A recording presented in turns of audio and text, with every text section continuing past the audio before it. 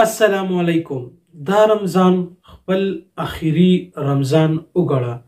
ډیر قیمتي بیان دی. ستاسو ټیم نه ضایع کوم، روژه هم ده. راځئ چې دا ټول وورو. الله سبحانه وتعالى یو لوی نعمت، یو لوی رحم او کرم یې په موږ باندې دا کړی دی او دی وکړو چې موږ له دومره ژوند راکړو چې بیا دې مبارکې میاشتې ته موږ راورسېدو او دا میاشت موږ ته راورسېده. د الله یو لوی نعمت دی او یو انسان ته دومره ژوند میلاوېده چې دی پکې الله ته واپس شي او دی د الله عبادت وکړي او توبه وباسي، نو دا د الله سبحانه وتعالی له طرف نه لوی توفیق دی او دا لوی رحم او کرم دی. په قیامت په ورځ په جهنم کې چې کله جهنمیان دا ووایي چې الله موږ واپس که او موږ به نیک اعمال کوو او موږ به بیا ګناهونو ته نه واپس کیږو، نو الله به ورته دا خبره وکړي اولم نعمرکم ما یتذکر فیه من تذکر، تاسو له خو ما دومره ژوند درکړی و که چا پکې نصیحت قبلولی نو قبول کړی به یې وی، خو دا خو ستاسو کوتاهي ده او کمی دی چې تاسو نصیحت نه دی قبول کړی.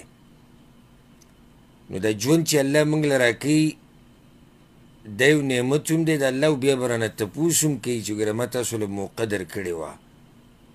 دا اوس الله سبحانه وتعالی موږ له یو ښکلې ښایسته موقع راکړه چې موږ پکې الله ته واپس شو، بندګي وکړو د الله، د هرې ګناه نه توبه وباسو، نږدې شو الله ته، کمې کوتاهیانې چې موږ کړي دي د هغې معافي وغواړو د الله سبحانه وتعالی نه. دا یو ناشنا موسم الله زموږ په ژوند کې راوستو. دا د خیر او د برکتونو موسم دی، د عبادتونو موسم دی. روژه هغه میاشت دی چې ذهن کې د کله دا نوم راشي د رمضان میاشت، نو د دې سره به عبادت طرف ته ستاسو ځي. بلکې ماشومانانو ته هم د دې خبرې پته ده. زمونږ ماشومانان هم په دې خبره باندې پوهه دي چې په روژه کې خلک منځونه ډېر کوي، تلاوتونه ډېر کوي، درسونه کوي، ذکر او اذکار کوي، په دې باندې ماشومانان هم پوهه دي. نو بیا هغه مشر ډېر بدبخته دی چې ماشوم هم په دې پوهه دی چې دا د عبادت میاشت او دی پکې عبادت ونه کړي. نو دا زموږ دپاره اوس یو ښکلې موقع ده چې موږ تجارت وکړو د الله سبحانه وتعالی سره، نیکیانې وګټو، بندګیانې وکړو د الله سبحانه وتعالی او الله ته نږدې شو. خصوصا اهمه خبره په دې موقع باندې هغه دا ده چې نن سبا الله سبحانه وتعالی یو امتحان راوستی دی، یو وبای راوستی ده د دغه کورونا په شکل کې. د کورونا په شکل کې د بیماری راغلی ده په ټوله دنیا باندې. نو په بعضو ملکونو کې جوماتونه بند دي، په بعضو ملکونو کې جوماتونو ته تلو باندې پابندي ده، په درسونو باندې پابندي ده، په اجتماعاتو باندې پابندي ده. نو د هغې ګوره دا مطلب نه دی چې په موږ باندې عبادت نشتي او د روژې د میاشتو بس حق شان به تیره کړو په خوبونو کې او په ګپ شپ کې او په خوراکونو کې. نه، که جومات بند دی نو کور کې به ته د الله سبحانه وتعالی هغه بندګي کې، تراویح به کې، تهجد به کې، تلاوتونه به کې، ذکر او اذکار به کې. که جومات ته تللی نشي، درس د باندې بند دی، په انټرنیټ باندې به درس اوري، بیان به د علماء کرامو واوري. لازم نه چې ته به جومات ته ځې نو هله به ته لمونځ کوې او هله به ته الله یادې. صحیح ده، دا یو امتحان دی الله سبحانه وتعالی راوستی دی، او د الله نه موږ دا سوال کوو چې الله دې په دې برکتي میاشت کې دا مصیبت او دا بیماري دی الله ختمه کړي. خو بیا هم موږ به هغه نورو روجو کې چې موږ کم د رمضان سره عادت یو او په کومه طریقه باندې موږ د الله بندګي کوله په جوماتونو کې، هم په هغه طریقه باندې به په دې رمضان کې موږ کوو. خپل تراویح، خپل تهجد، خپل منځونه، د قرآن تلاوتونه، درسونه، دا به انشاءالله جاري ساتو او په دې میاشت کې به کوشش کوو چې الله سبحانه وتعالی راضي کو، خصوصا د کومه بیماري چې راغلې ده او د کوم مصیبت او کومه وبا چې راغلې ده، دا اوس زموږ سره ښکلې موقع ده چې موږ الله راضي کو چې زموږ نه دا وبا او د امتحان او د مصیبت زموږ نه ختم کړي. نو زما ټولو قدرمنو وروڼو او خویندو ته دا نصیحت دی او ټولو کتونکو ته دا نصیحت دی چې دا موقع ضایع نه کوي.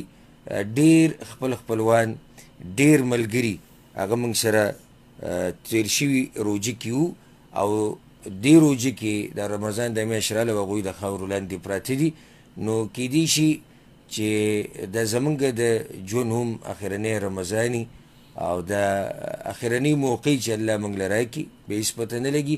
نو دا رمضان خپل اخرنی رمضان وګڼئ، دا رمضان داسې وګڼئ چې بس دا اخرنی دی، بل مال الله موقع نه راکوي. نو بیا به ته په دې کې په ښه طریقې سره بندګي وکړي او دم داسې موږ ته څه پته دی چې را روان رمضان ته به بیا الله موږ له موقع راکوي او که نه، بلکې د دې موږ ته پته نشتي چې د دې رمضان هغه درېیمه حصه به موږ پوره کړو او که نه نیمه به پوره کړو او که نه اخر ته به ورسو او که نه، بلکې موږ ته دې هم پته نشته.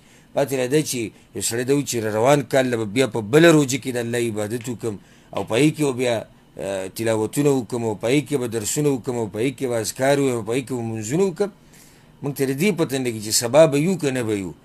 نو دا رمضان خپل اخرنی رمضان وګڼئ، داسې سوچ وکړئ چې دا زموږ اخرنی رمضان دی او بیا الله موږ له بل رمضان نه راکوي، نو ته به پکې په ښه طریقې سره عبادت وکړي.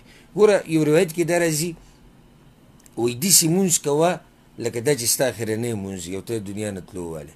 ولې پیغمبر صلی الله علیه وسلم دا ویلي چې ته داسې لمونځ کوه لکه دا چې ستا اخرنی لمونځ وي؟ وجه دا دی چې کله ته دا سوچ وکړې چې دا زما اخرنی لمونځ دی، نو زه وایم چې دومره به ته دا لمونځ خوږ کړې او دا سجده به اوږده کړې او دا رکوع به اوږده کړې چې تپوس یې مه کوه، ځکه چې ته به وایې چې دا اخرنی لمونځ دی.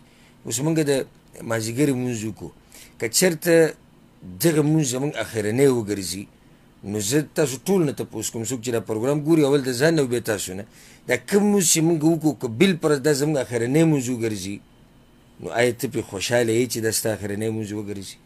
هر یو به دا جواب کوي چې نه زه پرې نه یم خوشحاله. نو چې نه یې خوشحاله، نو بیا ولې ته دا عبادت داسې کوې لکه چې تا ته بیا بله موقع میلاویږي؟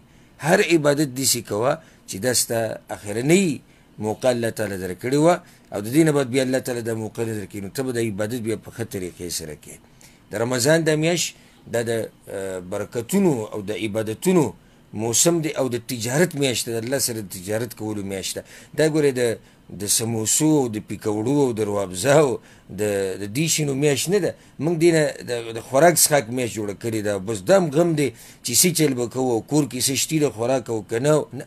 د مسلمان غم دې سره دی، کور کې اوبه شتي او کجورې شتي او بس دا اهم شی دی چې اوبه شتي، کجورې شتي، روژې پې ماتېږي او پېشمنۍ پې په دغه باندې کېږي. اهم شی دا دی چې په دې میاشت کې د عبادت څه وکړو او څه یې ونه کړو. نو زموږ ټول غم د دسترخوان سره او د پیکوړو د سموسو سره او د خوراکونو سره او دې ته هم سوچ نه چې دا روژه به الله قبوله کړي که نه به یې قبوله کړي، بیا به الله موږ له موقع راکړي او که نه د دې موږ سره سوچ نه کوو. نو دا د تجارت میاشت د الله سره تجارتونه وکړي او د ټولو نه لوی تجارت د الله سره هغه دا دی چې په دې میاشت کې موږ قرآن کریم زده کړو. دا میاشت د قرآن کریم میاشت ده، شهر رمضان الذي انزل فيه القرآن. رمضان میاشت الله وی هغه میاشت ده الذي انزل فيه القرآن چې په هغې کې نازل شوی دی قرآن. بلکې سبحان الله چې کله هم ستا ذهن کې د رمضان میاشت راشي نو قرآن به دې په ذهن کې راځي او چې قرآن دې په ذهن کې راشي د رمضان میاشت به ورسره په ذهن کې راځي. دواړه یو بل سره تړلی شوي خبرې. دا هغه میاشت ده چې په دې کې الله سبحانه وتعالی دا نور او دا رڼا دې دنیا ته رالیږلې وه. اولني آیتونه ابتدا د نزول قرآن هغه په دې مبارکه میاشت کې شوی دی. اقرأ باسم ربک الذي خلق خلق الانسان من علق اقرأ وربك الأكرم الذي علم بالقلم علم الإنسان ما لم يعلم. دا آیتونه الله سبحانه وتعالی په دې میاشت کې نازل کړي دي. بلکې دا فایده تاسو ته ذکر کوم. په بعضو روایتونو دا خبره ثابته ده په صحیح سند سره چې آسماني کتابونه ټول الله د رمضان په میاشت کې نازل کړي دي. ټول آسماني کتابونه چې دي ټول، صرف قرآن نه، قرآن نه علاوه چې کوم آسماني کتابونه دا هم الله په دې مبارکه میاشت کې نازل کړي دي. نو چې په دې میاشت کې دا کتاب نازل شوی دی نو موږ له پکار چې په دې میاشت کې د دې قرآن سره یو ناشنا تعلق جوړ کړو، یو داسې تعلق جوړ کړو چې هغه د نورو میاشتو نه جدا وي. په دې کې د قرآن کریم تلاوت ډېر کوئ، د قرآن کریم تلاوت زده کوئ. الله موږ له ښکلې موقع راکړې ده، موبایل دی، انټرنیټ دی، هر څه الله آسان کړي دي. د یو قاري تلاوت ډاونلوډ کې روزانه یو مخ نیم مخ ته د هغې نه زده کوې، میاشت به ختمه شي، ستا د قرآن تلاوت به ټول برابر شي. دغه شان درسونو ته کښېنه، ترجمه یې زده کوه، تفسیر یې زده کوه. الحمدلله زمونږ حق پرستو علماو، دنیا علماو مکمل دورې د قرآن کریم شتي میلاویږي چې هغه تاسو پیدا کوي او محنت شروع کوي چې په دې میاشت کې د عهد وکړي او د لوز وکړي د الله سره چې په دې میاشت کې به زه د قرآن کریم دومره حصه یادومه او دومره به ترجمه کومه او دومره پیرې به ختمومه. الله سبحانه وتعالی به تا ته د هر څه اسان کړي. سلف صالحینو چې کله به د روژې د میاشت راله نو هغوی به د هر څه سیټ کړو، د نور ټول عبادتونه به پرېښودو، کوم چې نور نفلي عبادتونه هغه به پرېښودو او قرآن به یې راواغستو. وی دا شهر القرآن دی. لکه امام مالک رحمه الله نه دا خبر نقل اگر که بعض علماء په سند باندې څه کلام کوي، خو مشهوره ده د هغه نه نقل او بعض نورو سلفونه چې کله به د رمضان میاشت راله نو هغوی به باقي د علم چې څومره کتابونه هغه ټول به بند کړو او هغه حلقې او هغه درسونه به بند کړو او د قرآن کریم درس به یې شروع کړو. وی دا د قرآن کریم میاشت ده. نو په دې میاشت کې د قرآن سره خپل تعلق تازه کوي. الحمدلله ثم الحمدلله. هر قسمه وسایل مونږ ته اسان دي. که الله د مصیبت په موږ راوستی دی او د وبا او د امتحان په موږ راوستی دی او د هغې د لاسه په ډېرو ملکونو کې جوماتونه بند دي او په اجتماعګانو باندې پابندیان یې لګېدلي دي، خو الحمدلله الله موږ ته هغه لار په دې طریقې سره اسان کړې ده چې موږ سره انټرنیټ دی، موږ سره وسایل دي. دې ځینې زه درس کومه په زرګاو کسانو ته د دنیا ګوټ ګوټ ته رسي. تاسو په یو ځای کې ناستئ، زه په بل ځای کې ناست یم، بل ملګری بل ځای کې ناست دی. دا د الله هغه نعمتونه دي او د دې نعمتونو به الله ګوره زموږ نه تپوس هم کوي. که یو سړی دا وایي چې یاره جومات به نه او درس نه و او دوره نه وه او الله تعالی تپوس وکړي چې په نورو طریقو سره هم قرآن زده کېدی شو خو تا نه زده کو، نو په موږ باندې حجت هغه قایم دی او په قسمه قسم طریقې سره الله په موږ باندې حجت قایم کړی دی.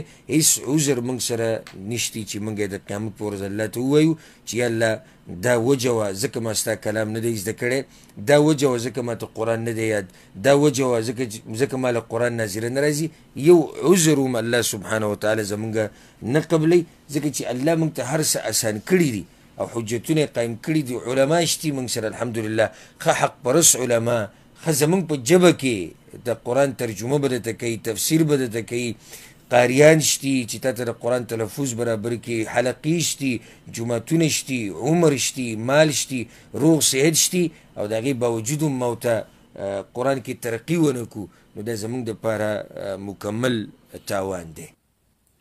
ښه دا قیمتي بیان چې تاسو واورېدلو چې دا رمضان خپل اخري رمضان وګڼه. د شیخ صاحب بیان دغه شان بیاناتو لپاره تاسو زموږ سره اوسئ.